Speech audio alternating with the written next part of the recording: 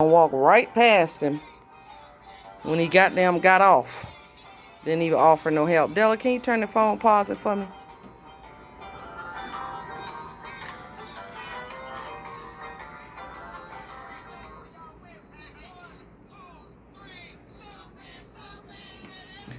I want to talk to you about Jimmy.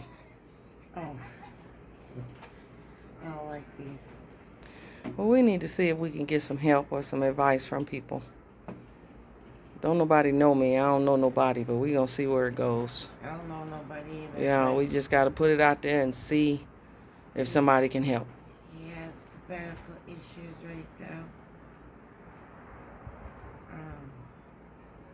Doing real bad. Wasn't getting his medication at first, remember? And now he's getting his medication. Hopefully they'll take him to his appointment, a follow-up appointment. Didn't even notify us when he had to have surgery. What else? Well, tell everybody what happened to him and where he is. Oh, he's in Clark County Detention Center. He had to have surgery because he had a hole in his intestines, which could have killed him.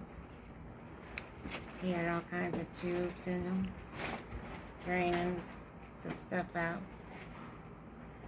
And now he might have a stomach disease. He was peeing out blood. I mean, he's going through this by himself. No, he was in the hospital For over a month. for over a month. You was worried? I was worried sick. So was my mom. We didn't know if he was still alive or if he was gone. Because we didn't get no kind of information. And y'all called and called and called. Called the hospital first. Told us they didn't have nobody by that name. Called Clark County Detention Center. She wouldn't give me no information. But she told my mom they have that name in custody. But the only reason they told your mom that is because your mom said what to him? Or she was the grandmother. And she's worried sick. She wants to know if he's still dead or if he's alive or if he's dead. And they just said that he's in custody. He's in custody. Even though he wasn't in their custody, he was in the hospital. Now, is this the second or third time he was admitted in the hospital? Third. And every time he comes from the hospital, even though he has specialists that he has to see, he's going to have constant doctor's appointments. Every time he has a doctor's appointment, he has to go into quarantine. Yes, for 14 days. So he just came back from the hospital in quarantine. When his 14 days is up, he has to go for his checkup. So he has to go back to quarantine for 14 more days. Isn't that a risk for putting him there? Because he just had surgery? Right. And then he goes to a doctor's appointment and comes back, and then the same thing over again. Right. And excruciating pain he's in. And it would be easier to just, if they just kept him in the hospital. But then not only that, he's going through it alone. Your family's been trying to get in touch with him. You guys didn't know anything. You just knew that he was sick. Exactly. How do you feel with the detention center not notifying you? I know they have notify in case of an emergency. Hopefully prisoners still have at least that right, notify in case of an emergency. But no one notified you of any of this. No. I don't think that's right. What if he would have died on the operating table? If I would have been notified to let me know he's in the hospital, had to have surgery. If he was to go on the operating table, that would at least be some at ease, you know? But finding out after if it would have happened.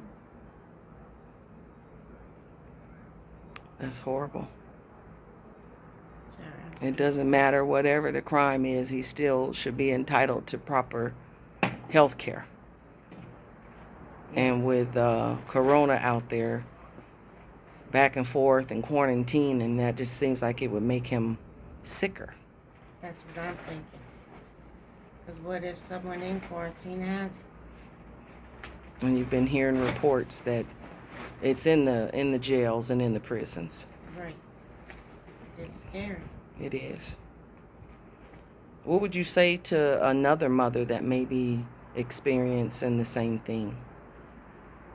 Or with their Maybe child. she has a child that's sick, even a father, and they have no way of knowing, and they had to go through the pain of what you and your family had to go through, not knowing where he was, especially knowing he was sick and not knowing where he was, if he was dead or alive.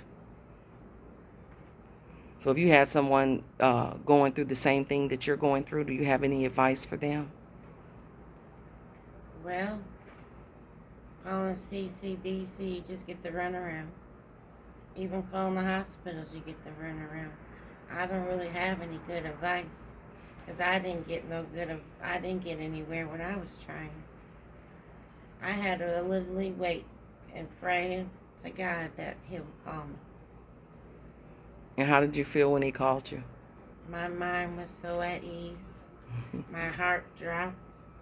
It was a good feeling to hear his voice. How did It he really sound to was. you? Did he sound like he was doing okay? He sounded like he was alright, but in pain. Oh.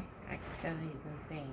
And I remember you telling me the first time he was out of the hospital, he had staples. Yes. And they wouldn't give him any pain medication. Yes. I think that's horrible. That is horrible. Horrible. Just after surgery, you don't give them no pain medicine. Just Tylenol. Tylenol, Motrin. What is that going to do?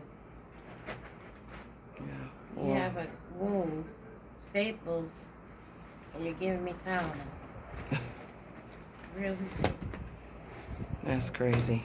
Well, that felt nice. Well, I pray for you all the time, Della, because I know what you're going through. You know what I'm going through. And I Thank you pray for you too. Thank you. Thank you for talking to me. Oh, you're welcome. It's hard, but like you say, all we can do is pray. All right. I give it to the Lord. Right.